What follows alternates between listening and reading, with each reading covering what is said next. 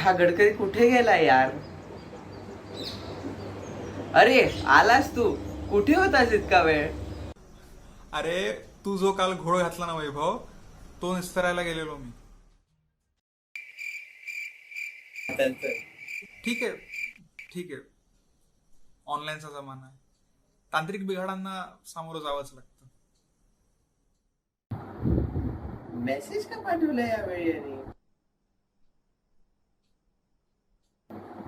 Audio?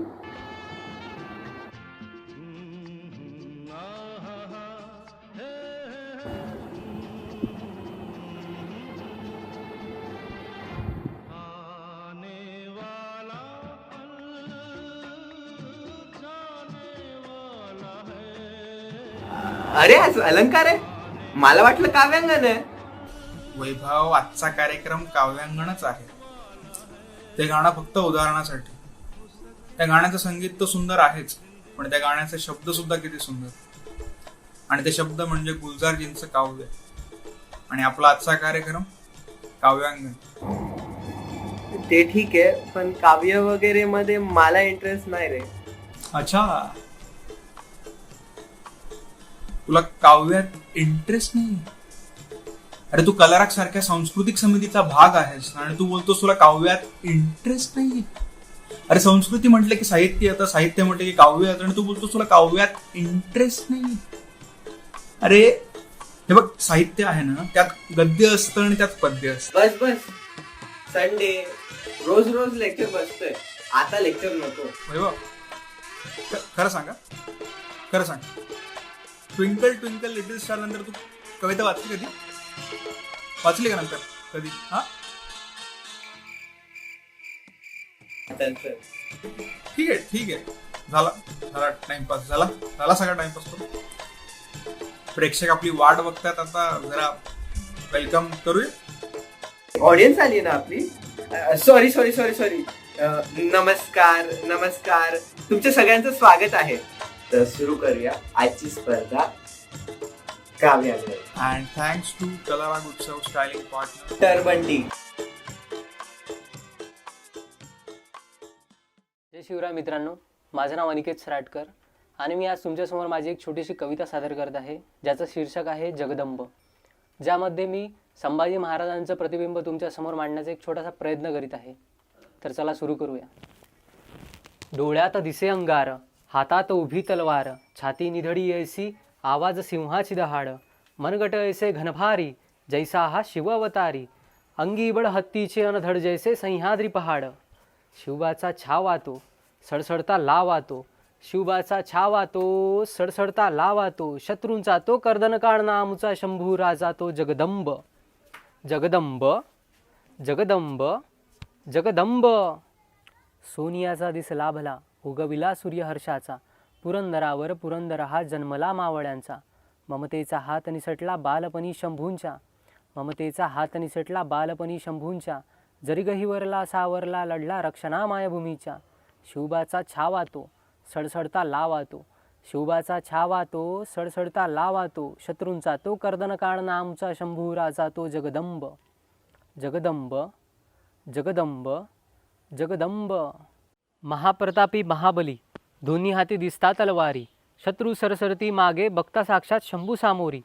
तो वीर तो ज्ञानी, 14 भाषांचा स्वामी, तो छावा शिवबाचा छबी त्याची मर्दानी.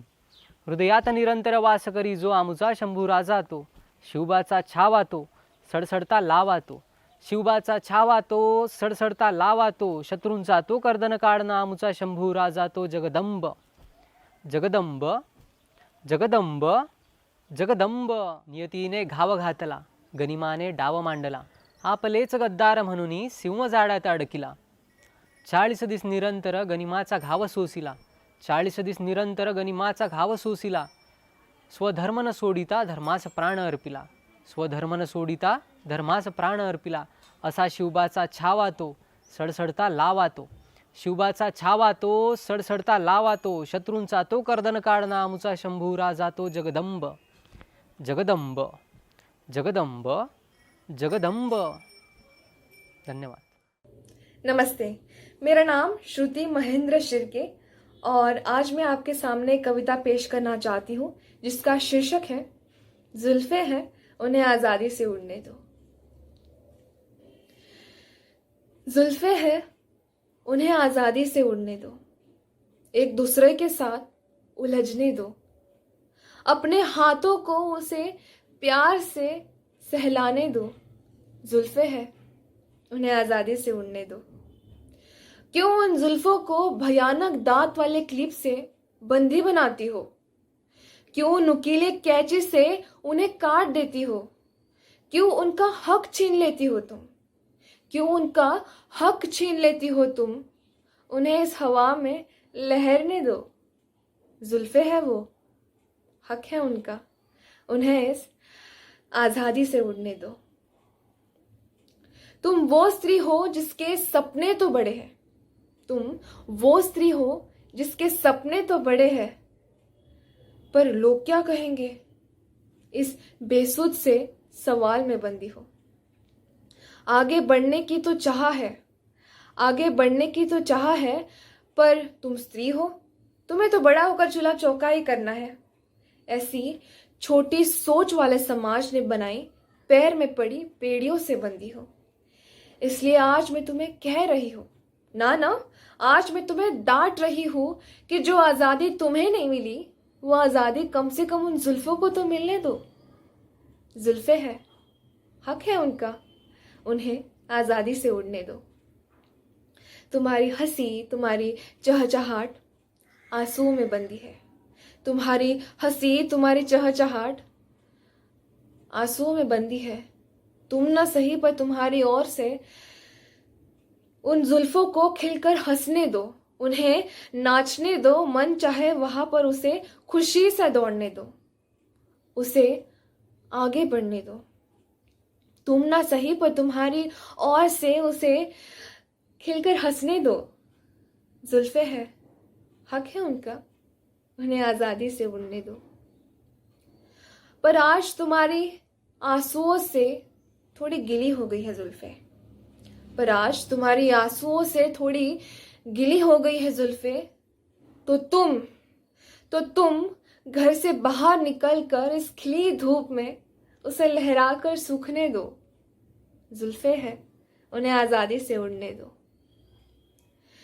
इस अहंकारी समाज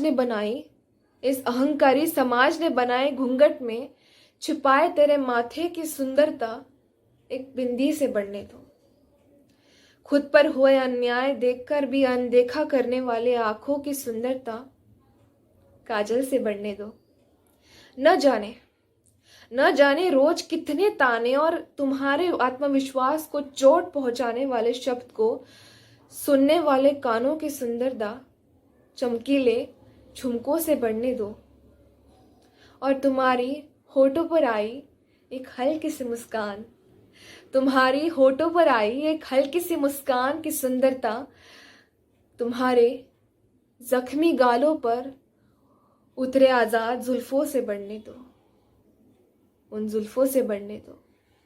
जुल्फे हैं, हक है उनका, उन्हें आज़ादी से उड़ने दो, आज़ादी से उड़ने दो। धन्यवाद। And action. नमस्कार, माझं नाव श्रेयस सतीश वैद्य आणि मी जी कविता तुमच्यासमोर सादर करणार आहे तिचं नाव आहे अर्थहीन. असंख्य कविता लिहिणाऱ्या कवीला गाठलं होतं त्याच्या शब्दांनीच. कवी घाबरला, बावरला, आपल्याच शब्दांपाशी अडखळला. म्हणाला, असं माझं काय चुकलं की तुम्हीच मला अडवावं? मी ज्यांना आपलं मानलं ते तुम्हीच मला रडवावं? शब्दांमधलं एक अक्षर रागारागात पुढे आलं. कवीकडे पाहत पाहत आपोआप बोलतं झालं. तू स्वतःला कवी म्हणवतोस, तुझ्या चष्म्यातून आम्हाला पाहतोस. नुसता पाहत नाहीस साल्या, एखादा शब्द दुसऱ्याच्या बाजूला ठेवून तिसराच अर्थ शोधून काढतोस. आता कवी हसला.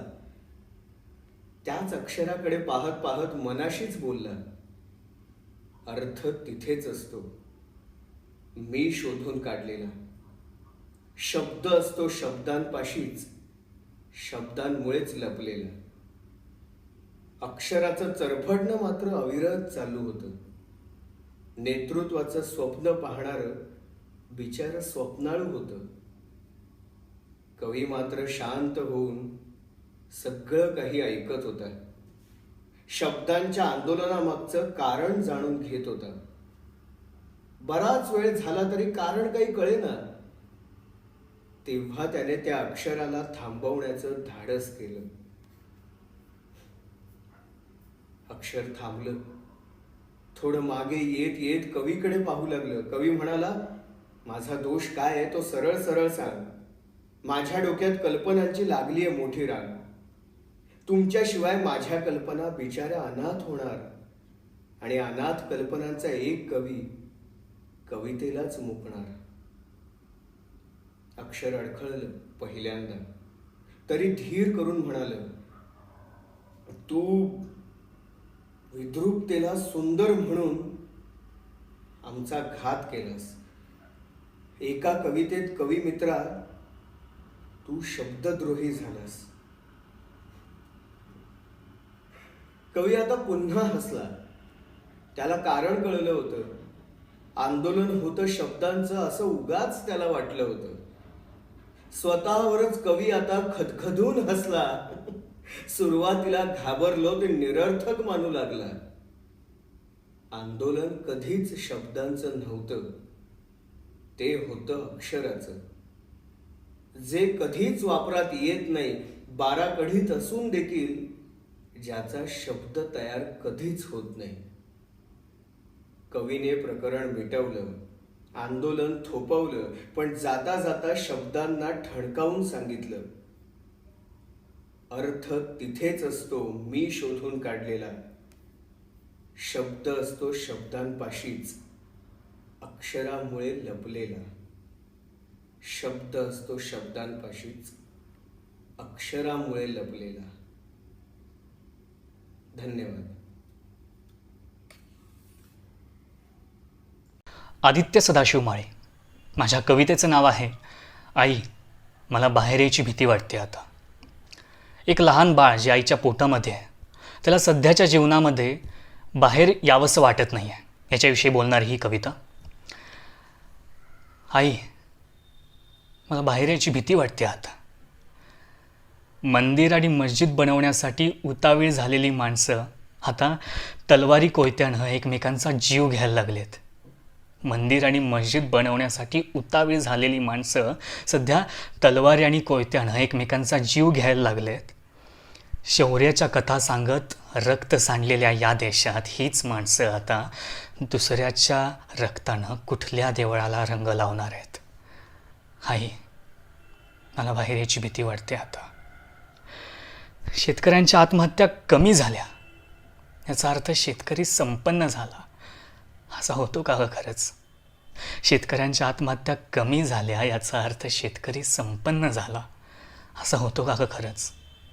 बहुधा कीटकनाशकांच्या वाढत्या किमती आणि घरात नसणारा पंखाही त्याला कारणीभूत असेल.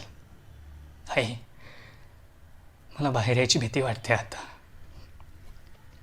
उकिरड्यावर बसून हुमण्या खाणारे आणि म्हशीच्या अंगावर बसून चोचा मारणारे कावळे आता झुंडबळीने मेलेल्यांच्या अंत्ययात्रेत तरी सामील असतील. उकिरड्यावर बसून हुमण्या खाणारे आणि म्हशीच्या अंगावर बसून चोचा मारणारे कावळे आता झुंडबळीने मेलेल्यांच्या अंत्ययात्रेत तरी सामील असतील. नाहीतर सत्तेच्या खुर्चीवर बसायला आपापले तरी असतील. आई, मला बाहेरची भीती वाटते आता. आई, तुला माहिती आहे, ह्या राजधानीचा श्वास गुदमरायला लागला आहे. तिकडं फुफ्फुसंसुद्धा जळायला लागली आहेत. आई, तुला माहिती आहे, इथं राजधानीचा श्वास गुदमरायला लागला आहे, तिकडं फुफ्फुसंसुद्धा जळायला लागली आहेत. आरेला कारे म्हणणारेच आता गुन्हेगार ठरत आहेत, पण रस्त्यावरच्या प्राण्यांना मारणारेच आता मात्र सुपरस्टार ठरत आहेत. आई, मला बाहेर याची भीती वाटते आता. देशादेशातील संघर्ष कमी व्हावा म्हणून अनेक विचारवंतांनी मखमली पायवाट तयार करून दिली असताना सुद्धा आई, देशादेशातील संघर्ष कमी व्हावा म्हणून अनेक विचारवंतांनी मखमली पायवाट तयार करून दिली असताना सुद्धा सध्याची तरुणाई बाभळीच्या लँडमाईन पसरवलेल्या वाटेवर जाण्यासाठी का ग सुचलेली आहे. आई, मला बाहेरची भीती वाटते आता. तुला माहिती आहे आई, तुला माहिती आहे की रक्षणकर्तेच आता स्वतःच्या रक्षणासाठी रस्त्यावर उतरत आहेत आणि न्यायदान करणाऱ्यांवरच आजकाल अन्यायकारक घटना घडत आहेत. आई, तुला माहिती आहे रक्षणकर्तेच आता स्वतःच्या रक्षणासाठी रस्त्यावर उतरत आहेत आणि न्यायदान करणाऱ्यांवरच आता अन्यायकारक गोष्टी घडत आहेत. जीव वाचवणारेच आता स्वतःच्या जीवासाठी आकांताने ओरडत आहेत आणि सर्वांना अन्न पुरवणारा तो मात्र उपाशी मरतोय. आई, मला बाहेर याची भीती वाटते आता. स्त्रियांविषयी वाईट विचार करणाऱ्यांचे हात कापण्याची जबाबदारी स्वीकारणाऱ्या शिवबाला घडवणारी जिजामाता कुठे दिसत नाही आहे. आई, स्त्रियांविषयी वाईट विचार करणाऱ्यांचे हात कापण्याची जबाबदारी स्वीकारणाऱ्या शिवबाला घडवणारी जिजामाता कुठे दिसत नाही आहे. आणि अंगावर शेणाचे गोळे घेत त्याच्यापासून गवळणी तयार करणारी सावित्रीबाई कुठे दिसत नाही आहे. आपल्या पायाखालची जमीन अश्रूंनी नव्हे तर स्वतःच्या रक्ताने लाल करणारी राणी लक्ष्मीबाई कुठे दिसत नाही. आई, मला बाहेर याची भीती वाटते आता. आई, भीती वाटते मला. नमस्कार, मी सुयश सखाराम देशपांडे, वाशिम जिल्ह्यातल्या कारंजालाड येथून आहे. डॉक्टर DY पाटील कॉलेजच्या कलाराग संस्थेच्या काव्यांगण स्पर्धेसाठी मी माझी कविता सादर करतोय. कवितेचं शीर्षक आहे दे माते मज दान दे, तव वात्सल्याचे दान दे. सादर करतो. पावसाच्या सरी आठवत घटस्थापना येते, पावसाच्या सरी आठवत घटस्थापना येते आणि ॲसिड टाकणाऱ्या हातातून तुझी प्रतिष्ठापना होते. मग उत्साहात सुरू होतो तुझ्या आगमनाचा सोहळा. अगं मुलीला चिल्लर जाणणारे वाहतात सोनेरी मोहरा. जन्म देतेस तू पण आता स्वतःसाठीच व्याली हो. भ्रूणातील तव हत्यारांची शार देतली काली हो. अगं तुला बैसण्या मांडव झाला, आता तिला उन्मुक्त रान दे. दे माते मज दान दे, तव वात्सल्याचे दान दे. द्वितीया तत्सम नवरात्रींना रोज अनोखा दांडिया होतो. तुझ्यासाठी द्वितीया तत्सम नवरात्रींना रोज अनोखा दांडिया होतो. अगं पण 10व्या सूर्याला त्यातलाच हात मग विषारी कालिया होतो. तिचं शिक्षण बंद करून त्यांनी तुझं अखंड दिवा लावला. आणि लग्नाच्या आमिषाने तिच्या बटातून काटेरी गुलाब रोवला. समाजापुढे भक्त म्हणून त्यांनी तुझ्या मूर्तीचं रक्षण केलं. पण पुरुषी अभिनिवेशातून बलात्काराने तिचं भक्षण केलं. अगं नैवेद्याचं ग्रहणही झालं, आता तरी तिला मान दे. दे माते मज दान दे, तव वात्सल्याचे दान दे. चूल आणि मूल सोडून तिला मोकळे अंगण कर. हाच आजचा दसरा समजून एकदा सीमोल्लंघन कर. एक आणखी माझी यासाठी तिला सौभाग्याचे वाण दे. दे माते मज दान दे, तव वात्सल्याचे दान दे. धन्यवाद. नमस्कार, मी मिहिर अजित देशपांडे काव्यांगण या काव्यवाचन स्पर्धेसाठी माझी स्वलिखित कविता सादर करतो. कवितेचं शीर्षक ओला दुष्काळ. या सुंदर विश्वात असाच एक भटकंती करणारा हरहुन्नरी निसर्गप्रेमी व्यक्ती महाराष्ट्रात भटकंती करता करता एका गावात पोहोचला. समोर त्याला भरपूर पाणी दिसलं, अर्धवट झाडं दिसली. पलीकडे अनेक ग्रामस्थ आशाभूत नजरेने शहराच्या रस्त्याकडे वाट पाहत त्या कोणा एकाची वाट पाहत उभे होते. काका, ही नदी कोणती? त्या घोळक्यातून एक मोठ्या हसण्याचा आवाज आला. त्या घोळक्यातून एक मोठा हसण्याचा आवाज आला. भयान शांततेचा तिथे भंग झाला. भयान शांततेचा तिथे भंग झाला. काहीशा संथ आवाजात, काहीशा संथ आवाजात, खिन्नतेने, उदासीनतेने, काहीशा संथ आवाजात खिन्नतेने, उदासीनतेने सांगू लागला तो, मित्रा, नदी नाही, वावर आहे माझं, वावर. मित्रा, नदी नाही, वावर आहे माझं, वावर. धन्यवाद. अगं काय झालं? अरे छान होत्या रे कविता. वा, मस्त. आणि कसं आहे, मी तुला सगळं सांगत होतो बघ. हे बघ साहित्य. तू थांब जरा, मला तू सगळं आधीच सांगितलंय. आता मला पुढच्या कविता ऐकण्यात इंटरेस्ट आहे. आपण बोलू ना नंतर. हा, बोलू नंतर. चला तर मग सुरू करूया. काव्यांगण. अँड थँक्स टू कलाराग उत्सव स्टाइलिंग पार्टनर टर्बन टी. नमस्ते, मेरा नाम मनीषा राठौड़ है. अपनी इस पोएम के बारे में कुछ कहूँ तो कभी कभी किसी रिलेशनशिप में या मैरिड लाइफ में क्या होता है कि एक पर्सन हद से ज्यादा पॉजेसिव हो जाता है.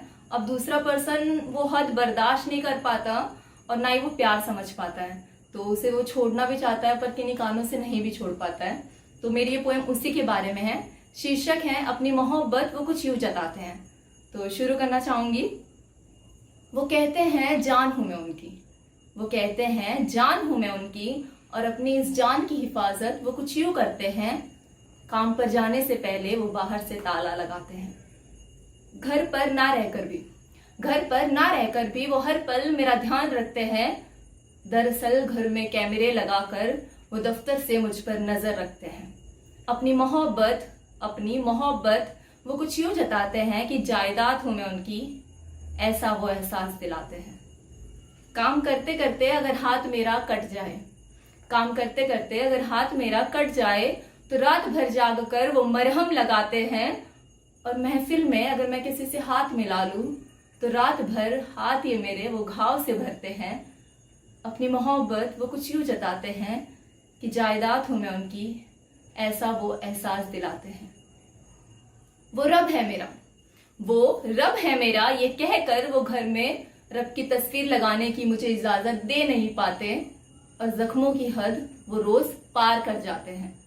वो रब है मेरा ये कहकर वो घर में रब की तस्वीर लगाने की मुझे इजाजत दे नहीं पाते, और जख्मों की हद वो रोज पार कर जाते हैं. मोहब्बत वो मुझसे बेमिसाल करते हैं. वो कहते हैं कि मोहब्बत वो मुझसे बेमिसाल बेहिसाब करते हैं, और छोड़ ना दूं मैं उन्हें, इसीलिए वो बात बात पर मरने की बात करते हैं. और अपनी मोहब्बत वो कुछ यूं जताते हैं कि जायदाद हूं मैं उनकी, ऐसा वो एहसास दिलाते हैं.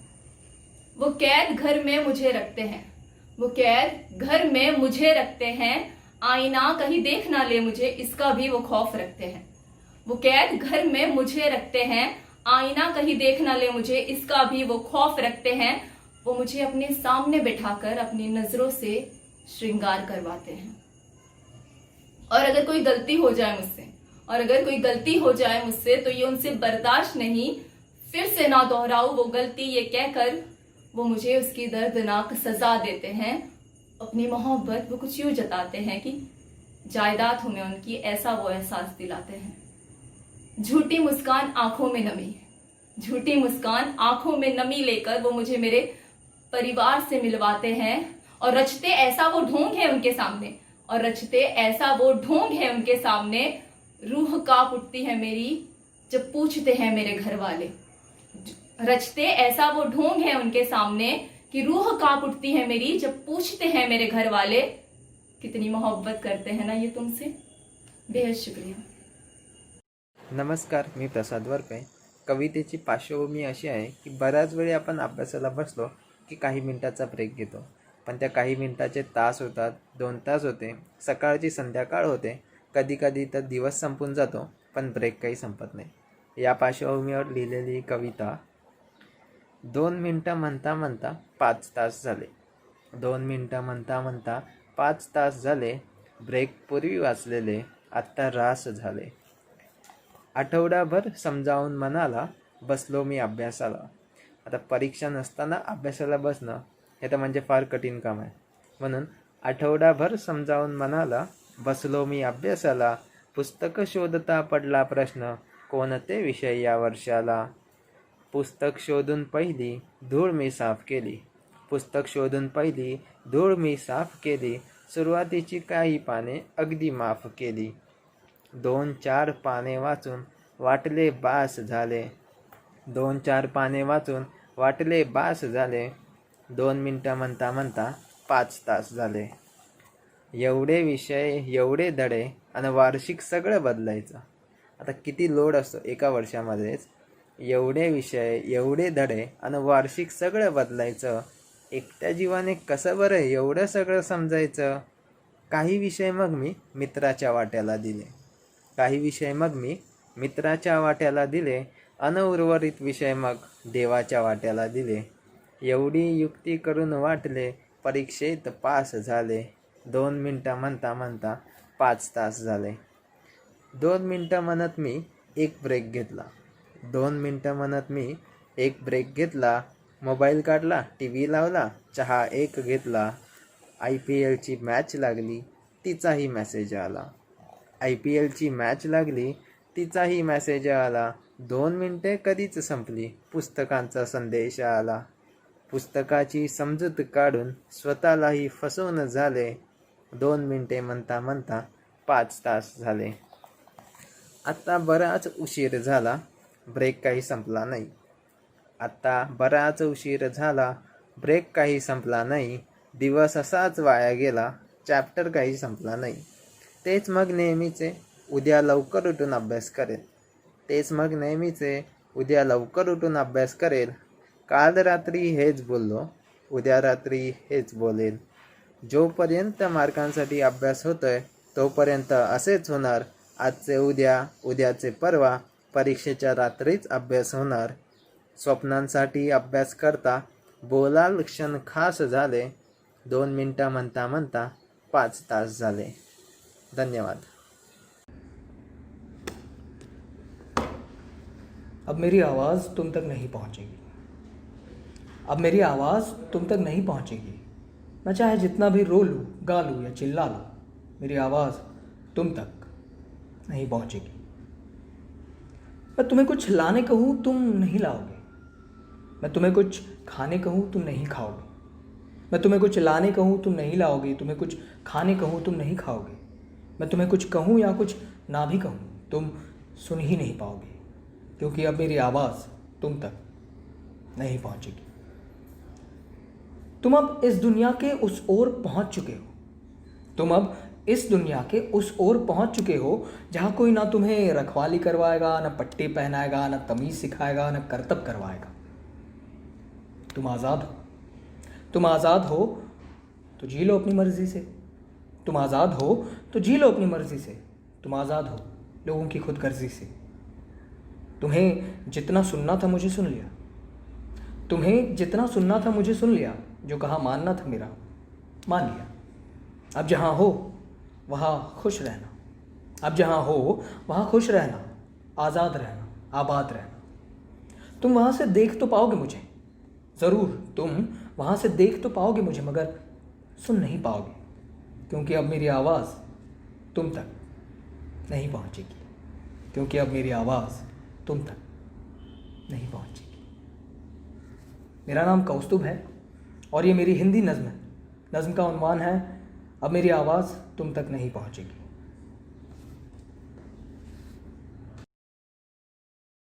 नमस्कार, मी शुभम ढमाले आपल्यापुढं आत्ता कविता सादर करतोय. सौदा. विठ्ठला तूही थकला असता रे, करून वाऱ्या पंढरीच्या. विठ्ठला तूही थकला असता रे करून वाऱ्या पंढरीच्या. पण तुझा भोळा वारकरी नाही थकला घालून फेऱ्या तुझ्या गाभाऱ्याच्या. विठ्ठला एक काम कर, नको घालू स्वाऱ्या पंढरीच्या. फक्त कधीतरी सहज पंढरीतून पाय मोकळे करायला माझ्या बापाच्या शेतात येत जा. माऊली माऊली विठ्ठल विठ्ठल नामाचा गजर ऐकून खुश होत जा. कारण माझ्या बापाचे शेतात राबतानाचे हाल पाहवणार नाहीत तुला. विठ्ठला राबून राबून वावरात शेतकऱ्याच्या पायांनीही भुईचा गुणधर्म स्वीकारला. आभाळ तू पोरक केलंस, तडा मात्र शेतकऱ्याच्या पायांना गेला. सालांची मेहनत होती रे जमीन कसताना. एवढा त्रास भुईनं घेतला अंकुर उगवताना, तेवढाच त्रास शेतकऱ्याच्या टाचांनी घेतला शेतात राबताना. भेगा जमिनीला पडल्या, दुष्काळ जबाबदार होता. पण शेतकऱ्याच्या टाचांना पडलेल्या भेगांना मात्र कोणीच वाली नव्हता. हो, आजकाल येतात अनेक योजना पुढं त्या भेगांवर मलम लावण्यासाठी. पण लक्षात ठेवा, मलम लावून मिटणाऱ्या नाहीत ह्या भेगा. सगळं आयुष्य वेचलंय त्यांनी त्या तळपायावर उमटण्यासाठी. आणि म्हणूनच की काय, त्या भेगांनाही भीती नाही कोणी त्यांच्या अस्तित्वाला धक्का लावण्याची. विठ्ठला आता त्या प्रत्येक भेगेचा एक नवा अध्याय लिहिला जाईल. तुझ्या गीतेपेक्षाही जगण्याचं सार त्या कष्टातून सांगितलं जाईल. विठ्ठला ऐकल्यात मी तुझ्या अनेक लीला. सगळे म्हणतात एकादशीला पाऊस पडतो, काहीतर विठ्ठल बरसतो. पण काय रे विठ्ठला, तूही इतका स्वार्थी असशील असं वाटलं नव्हतं मला. आणि हो, आम्ही उपवास करून जर बरसणार असशील ना, तर मग मात्र रोजच बरसावं लागेल तुला. कारण मी पाहिलंय कित्येक शेतकऱ्यांना पोटाची भूक त्या पौर्णिमेच्या चंद्राकडे पाहून मिटवताना. आणि कुणी विचारलंच काय खाल्लंस, तर चंद्राचं चांदणं पिलं म्हणून हुंदका देताना. विठ्ठला तुझं हे काळ्या रंगाचं काळ्या मातीशी असलेलं नातं तुला आता जपावंच लागेल, पण तुझ्या स्वार्थासाठी. विठ्ठला तुझं हे काळ्या रंगाचं काळ्या मातीशी असलेलं नातं आता तुला जपावंच लागेल, पण तुझ्या स्वार्थासाठी. नाहीतर 28 युग तुला अशीच घालवावी लागतील वारी विना. हे बघ, हा हवं तर सौदा समज माझ्या बापाच्या आयुष्याचा. विठ्ठला हे बघ, हा हवं तर सौदा समज माझ्या बापाच्या आयुष्याचा. कारण आजपर्यंत भोळा वारकरी म्हणून तू खूप लुटलंस, पण आता मात्र व्यवहार होणार. तू बरसायचं, मगच आम्ही विठ्ठल विठ्ठल करणार. नाहीतर तुझा नामघोषही आता मिटणार. बघ बघ, स्वतःच्या अस्तित्वाचा तरी विचार कर. बरसून उत्तर कळव लवकरात लवकर मला. धन्यवाद. नमस्कार, मी भारत जॉन प्रभू खोत. ऑनलाईन काव्य वाचन स्पर्धेसाठी मी माझी एक कविता तुमच्यासमोर ठेवतो आहे. कवितेचं शीर्षक आहे कट. कट. तो आधी लहान होता. तो आधी लहान होता, त्याच्यातील मूल जिवंत होतं. तो आधी लहान होता, त्याच्यातील मूल जिवंत होतं. ज्याला पंख होते, ज्याला पंख होते, जे इतरांना नाही दिसायचे. जे इतरांना नाही दिसायचे, तो मात्र उडायचा. तो मात्र उडायचा, आव्हानांना भिडायचा, पाण्याचा रंग शोधायचा आणि नव्या वाटा धुंदळायचा. तो स्वतः पतंग बनवायचा. तो स्वतः पतंग बनवायचा आणि बनवलेला पतंग आभाळात उंच उंच उडवायचा. तो वाऱ्याशी नि मावळतीच्या सूर्याशी रोज स्पर्धा करायचा. तो वाऱ्याशी नि मावळतीच्या सूर्याशी रोज स्पर्धा करायचा. हरायचा पण लढायचा. हरायचा पण लढायचा. कितीही व्यस्त असला तरी वेळात वेळ काढून पाखरांचं आणि झऱ्याचं गोड संगीत ऐकायला क्षणभर का होईना पण थांबायचा. आणि कितीही व्यस्त असला तरी वेळात वेळ काढून पाखरांचं आणि झऱ्याचं गोड संगीत ऐकायला क्षणभर का होईना आपण थांबायचा. तो दिलखुलास हसायचा. तो दिलखुलास हसायचा. अनावर झालं तर रडायचा. तो दिलखुलास हसायचा. अनावर झालं तर रडायचा. कधी गाणं गुणगुणायचा तर कधी शिळही मारायचा. कधी गाणं गुणगुणायचा तर कधी शिळही मारायचा. आणि कधी कोलाहल मनातला मांडायला कविताही करायचा. आणि कधी कोलाहल मनातला मांडायला कविताही करायचा. जमेल तितकं बाहेर घडलेलं येऊन तो घराच्या भिंतींना सांगायचा.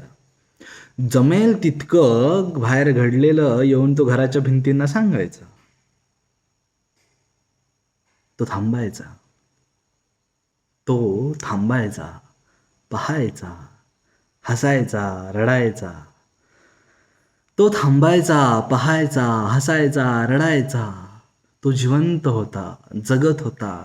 या जगण्यावर जगावर अतोनात प्रेम करायचा. पण त्याला ठाऊक नव्हतं.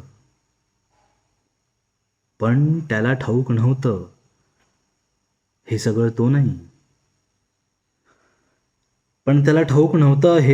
नाही. त्याच्यातील ते लहान मूल करायचं.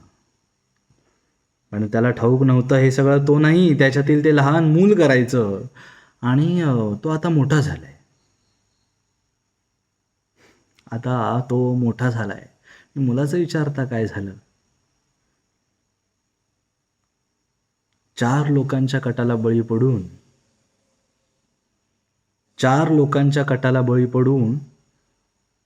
त्याने खून केलाय त्या मुलाचा निर्घृणपणे.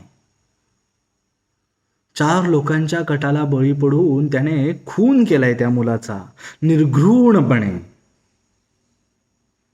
आणि तो आजही जिवंत आहे. पण निर्जीवपणे जगतोय. यांत्रिकपणे जगतोय.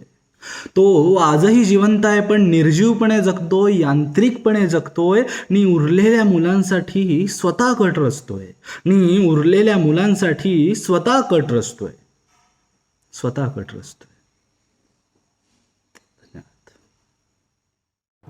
वा, खूप भारी होता यार.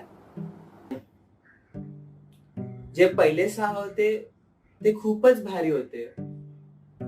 पण जे नंतर 5 झाले ते पण खूप भारी होते. अरे सगळेच भारी होते यार. मग विनर कसं ठरवणार. म्हणूनच तर आपण जज नाहीये ना. चल तर तज्ञांचा सल्ला घेऊया आणि स्वागत करूया आजच्या आपल्या जजचं, म्हणजेच दीपा ठाणेकर मॅमचं.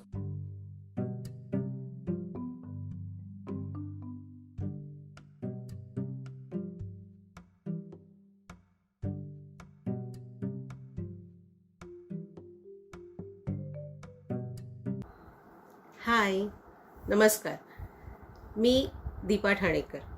गेली 24 वर्ष घाटकोपर येथील रामनिरंजन झुंझुनवाला महाविद्यालयामध्ये मराठी विषयाचं अध्यापन करते आणि त्याचबरोबर युवकांसाठी माझं एक विशेष काम चालू आहे. गेली 8 वर्ष ते काम चालू आहे. कोमसाप युवा शक्ती नावाची संस्था आहे आणि त्याची मी केंद्रीय प्रमुख आहे. युवकांशी कनेक्ट होणं हे मला फार आवडतं आणि गेली 8 वर्ष युवकांसाठी वेगवेगळ्या कट्ट्यांचं आयोजन आमच्या संस्थेद्वारे केलं जातं आहे आणि त्याची मी प्रमुख आहे. आणि मुलांसोबत काम करत असताना त्यांना साहित्याची आणि मराठी भाषेची आवड लागावी यासाठी विशेष प्रयत्न आमच्या संस्थेद्वारे केले जातात. डॉक्टर DY पाटील रामराव अधिक इन्स्टिट्यूट ऑफ टेक्नॉलॉजी नेरूळ यांच्यातर्फे कलारंग उत्सव जो यावेळेला आयोजित केलेला होता 2020-21 या सालासाठी, या वर्षासाठी, आणि त्याच्यामध्ये कलाराग नावाची त्यांनी जी उपक्रम मोहीम हातामध्ये घेतलेली आहे, यामध्ये कवितेसाठी हा जो एक नवीन उपक्रम त्यांनी हाती घेतलेला होता त्याला अत्यंत सुंदर असा प्रतिसाद तुम्ही सगळ्यांनी प्रेक्षकांनी दिलेला आहे, काव्यरसिकांनी दिलेला आहे. यासाठी पहिल्यांदा मला असं वाटतं तुमचे आभार जास्त मानले पाहिजेत. कारण कुठलीही स्पर्धा आपण जेव्हा यशस्वी झाली असं म्हणतो ती स्पर्धकांमुळे झालेली असते. त्यामुळे तुमचे म्हणजे सगळ्याच स्पर्धकांचे मी आभार मानते की इतका उदंड तुम्ही प्रतिसाद दिलेला आहे. त्यामुळे एक जबाबदारी देखील माझ्यावरती वाढली, ती म्हणजे या स्पर्धेमध्ये जे विजेते आहेत त्याला आपण व्यवस्थित न्याय द्यायला पाहिजे असं मला प्रामुख्याने वाटत होतं.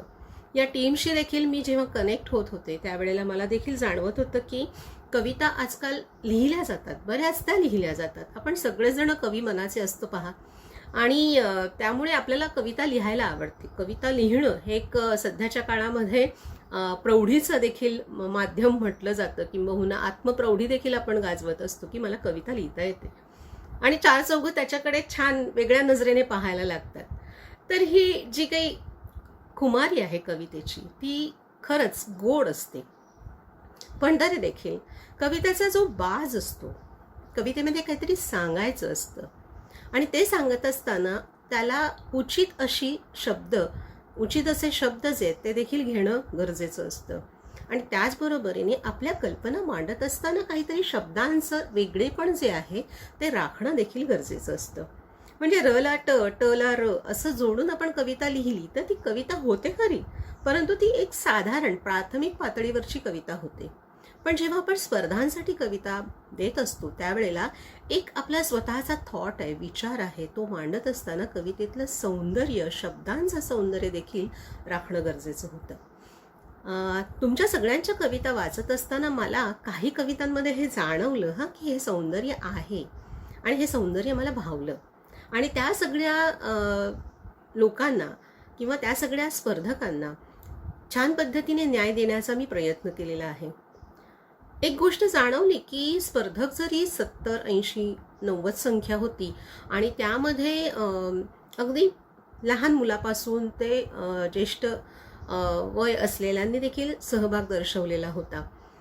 पण ह्याच्यामध्ये मला ना तरुणांची कविता जी आहे ती जास्त भावते. कारण का, आत्ताचा युवक काय विचार करतोय हे खूप महत्त्वाचं आहे, नाही का. पॅन्डेमिकच्या सगळ्या या काळामध्ये आपल्याला तरुणांशी कनेक्ट होणं, त्यांचे विचार जाणणं, त्यांची घुसमट जाणणं हे गरजेचं आहेच.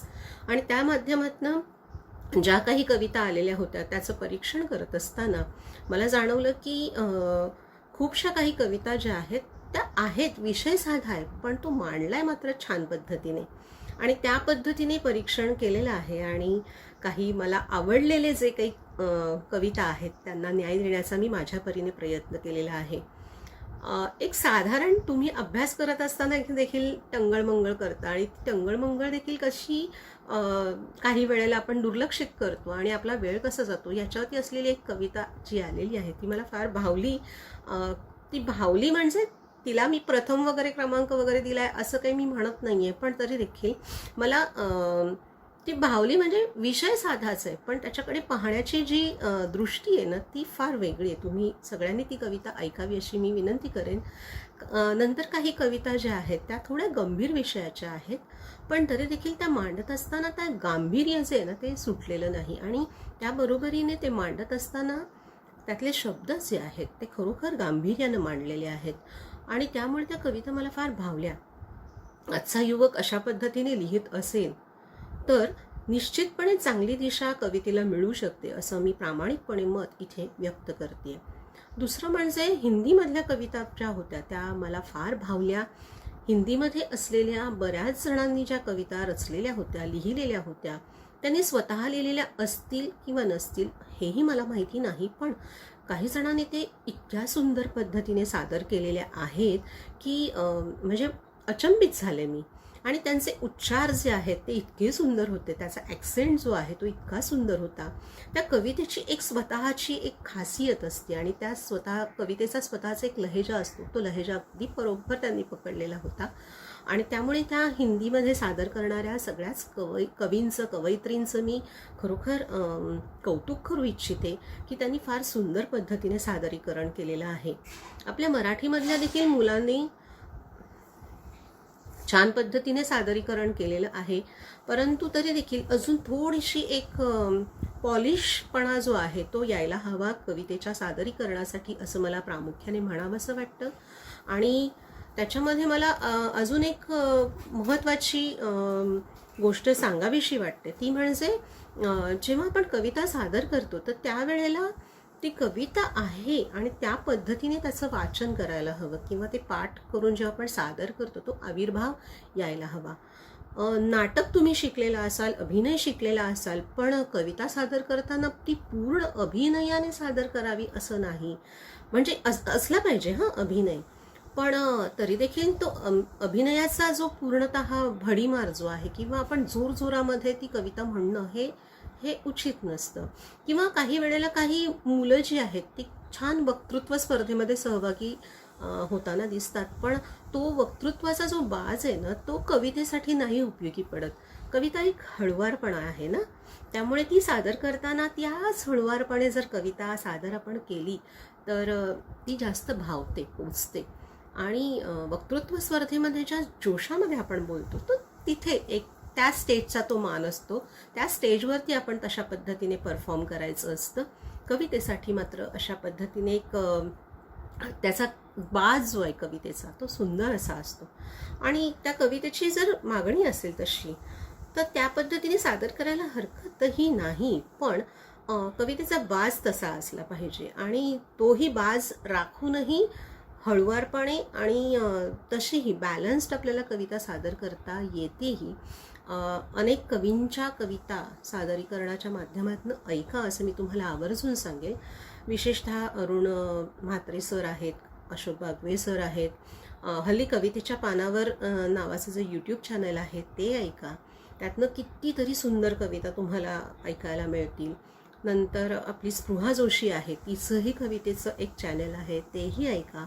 हे ऐकतच ना आपल्याला सादरीकरणाची जी काही गंमत आहे ना ती अनुभवता येते. आणि त्यामुळे तुम्हाला सगळ्यांना खूप शुभेच्छा देते. आणि जर कधी असं वाटलं तर निश्चितपणे आमच्याशी संपर्क साधा. माझा नंबर तुमच्या या आपल्या टीमकडनं मिळेलच. आणि तुमची सादरीकरणाची इच्छा जर असेल तर निश्चितपणे तशा पद्धतीने आम्ही प्रशिक्षणही आयोजित करत असतो. तर तुम्ही अशा पद्धतीने प्रतिसाद दिलेला आहे त्यासाठी तुमचे, स्पर्धकांचे आभार. आणि या टीमने खूप सुंदर असं सहकार्य केलेलं आहे. आणि मला ज्या वेळेला टेक्निकल काही अडचणी आल्या तर त्यावेळेला त्यांनी अगदी हसतमुखाने रात्री अपरात्री देखील मला मदत केलेली आहे. त्यामुळे ही टीम अतिशय छान आहे, एक एनर्जी आहे आणि ती नेहमीच युवकांमध्ये असते. आणि त्यामुळे त्यांनी खूप मस्त पद्धतीने मला सहकार्य केलेले आहे. त्यामुळे या टीमचे मी खूप आभार मानते. एवढं बोलून मी माझे थोडेसे शब्द जे काही आहेत किंवा माझी प्रतिक्रिया जी आहे ती आपल्यापर्यंत पोहोचवत आहे. काही चुकलं असेल माझं तर सॉरी. आणि भेटत राहू, छान पद्धतीने कनेक्ट होऊ आणि साहित्यासाठी आणि भाषेसाठी एकत्र काम करू. धन्यवाद. वा, मला खात्री आहे की मॅमने केलेल्या मार्गदर्शनाचा स्पर्धकांना नक्कीच लाभ घेता येईल. Thank you ma'am. आणि आता आपण पुढे जाऊया. हो, आता आपण सेलिब्रिटीजला वेलकम करूया. हो, चल तर स्वागत करूया आपले सर्वांचे लाडके अभिनेते आणि लेखक प्रसाद खांडेकर सरांचं. आणि बघूया तृतीय पारितोषिक विजेती कविता कोणती ठरणार आहे ते.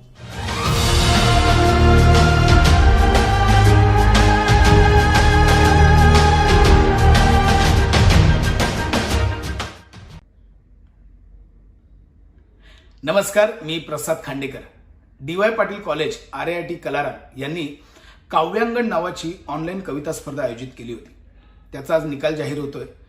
यातील तृतीय क्रमांकाचे विजेते मिहिर देशपांडे यांची ओला दुष्काळ ही कविता मी आता सादर करतो.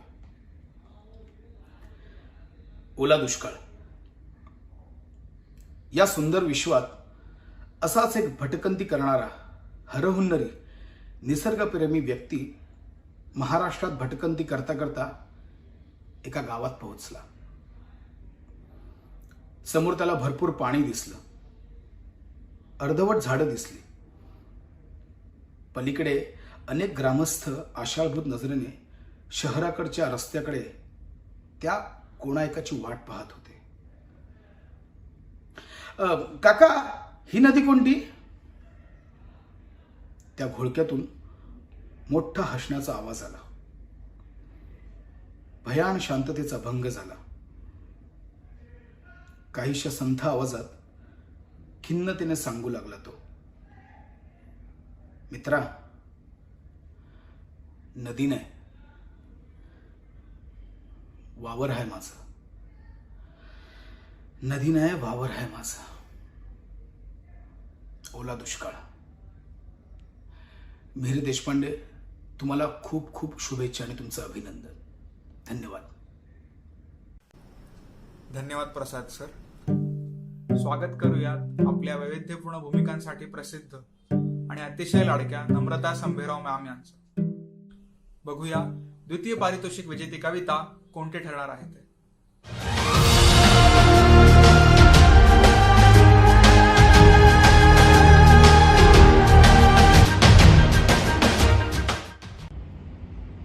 नमस्कार, मी Namrata Sambherao. DY Patil college RAIT Kalarag यांनी काव्यांगण नावाची एक स्पर्धा आयोजित केली होती, जी ऑनलाईन होती. आणि या स्पर्धेत श्रेयस वैद्य ह्याचा 2रा नंबर आलेला आहे. आणि प्रथम माझ्याकडनं त्याला खरंच खूप खूप मनापासून अभिनंदन. आणि त्याने जी कविता लिहिली होती त्या कवितेचं नाव आहे अर्थहीन. आणि ही कविता आज मी तुमच्यासमोर सादर करणार आहे. अर्थहीन. असंख्य कविता लिहिणाऱ्या कवीला गाठलं होतं त्याच्या शब्दांनीच. कवी घाबरला, बावरला, आपल्या शब्दांपाशी अडखळला. म्हणाला, असं माझं काय चुकलं की तुम्हीच मला अडवावं? मी ज्यांना आपलं मानलं ते तुम्हीच मला रडवावं. शब्दांमधलं एक अक्षर रागारागात पुढे आलं. कवीकडे पाहत पाहत आपोआप बोलतं झालं. तू स्वतःला कवी म्हणवतोस, तुझ्या चष्म्यातनं आम्हाला पाहतोस. नुसतं पाहत नाहीस साल्या, एखादा शब्द दुसऱ्याच्या बाजूला ठेवून तिसराच अर्थ त्यातून शोधून काढतोस. आता कवी हसला. त्याच अक्षरांकडे पाहत पाहत मनाशीच बोलला. अर्थ तिथेच असतो, मी शोधून काढलेला. शब्द असतो शब्दांपाशीच, शब्दांमुळेच दडलेला. अक्षरांचं चरफडणं मात्र अविरत चालू होतं. नेतृत्वाचं स्वप्न पाहणारं बिचारू स्वप्नाळू होतं. कवी मात्र शांत होऊन सगळं काही ऐकत होता. शब्दांच्या आंदोलनामागचं कारण जाणून घेत होता. बराच वेळ झाला तरी कारण काही कळेना. तेव्हा त्याने त्या अक्षराला थांबवण्याचं धाडस केलं. अक्षर थांबलं. थोडं मागे येत येत कवीकडे पाहू लागलं. कवी म्हणाला, माझा काय दोष आहे तो सरळ सरळ सांग. माझ्या डोक्यात कल्पनांची लागलीये मोठी रांग. तुमच्याशिवाय माझ्या कल्पना बिचाऱ्या अनाथ होणार. आणि अनाथ कल्पनांचा एक कवी कवितेलाच मुकणार. अक्षर अडखळलं पहिल्यांदा, तरी धीर करून म्हणालं, तू विद्रुपतेला सुंदर म्हणून आमचा घात केलास. तू विद्रुपतेला सुंदर म्हणून आमचा घात केलास. एका कवितेत कवी मित्रा तू शब्दद्रोही झालास. कवी आता पुन्हा हसला. त्याला कारण कळलं होतं. आंदोलन होतं शब्दांचं, असं उगाच त्याला वाटलं होतं. स्वतःवरच कवी आता खदखदून हसला. सुरुवातीला घाबरलो ते निरर्थक मानू लागला. आंदोलन कधीच शब्दांचं नव्हतं, ते होतं अक्षरांचं, जे कधीच वापरात येत नाही. बाराखडीत असून देखील ज्याचा शब्द कधीच तयार होत नाही. कवीने प्रकरण मिटवलं, आंदोलन थोपवलं. पण जाता जाता शब्दांना ठणकावून सांगितलं, अर्थ तिथेच असतो, मी शोधून काढलेला. शब्द असतो शब्दांपाशीच, अक्षरांमुळे दडलेला. अप्रतिम अशी कविता लिहिली आहेस तू श्रेयस. खरंच तुला तुझ्या पुढील वाटचालीसाठी माझ्याकडनं मनापासून शुभेच्छा. धन्यवाद नम्रता मॅम. स्वागत करूया मराठी रंगभूमी, मालिका, चित्रपटसृष्टी आणि हिंदी चित्रपटसृष्टीत नावाजलेले आणि लोकप्रिय अभिनेते मंगेश देसाई सर यांचं. आणि आता बघूयात प्रथम पारितोषिकाची मानकरी कोणती कविता ठरणार आहे ते.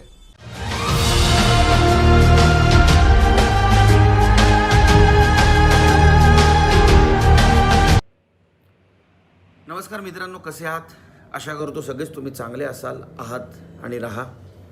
कोरोनाला लवकरात लवकर आपण आपल्या देशातनं, आपल्या राज्यातनं घालून देऊया. आणि त्यासाठी सरकारने जे नियम बांधून दिलेले आहेत, मास्क वापरणे, हात सॅनिटाईज करणे आणि अंतर राखणे, आपण सगळेजण पाळूयात. मी तुमच्यासमोर आता RAIT कलाराग आयोजित काव्यांगण या ऑनलाईन स्पर्धेतील प्रथम पारितोषिक विजेत्या स्पर्धकाचा मान कोणाला मिळाला आहे हे सांगण्यासाठी आलो आहे. तर तो मान मिळाला आहे भारत जीवन चारुदत्त प्रभुखोत यांना. भारत जीवन चारुदत्त प्रभुखोत, तुमचे मनापासून अभिनंदन. तुमची कविता कट या नावाची मी आता सगळ्यांसमोर वाचून दाखवतोय. कवितेचं नाव आहे कट. तो आधी लहान होता, त्याच्यातील मूल जिवंत होतं, त्याला पंख होते, तर इतरांना नाही दिसायचे. तो मात्र उडायचा, आव्हानांना भिडायचा, पाण्याचा रंग शोधायचा, नव्या वाटा धुंडाळायचा. तो स्वतः पतंग बनवायचा आणि आभाळात उंच उडवायचा.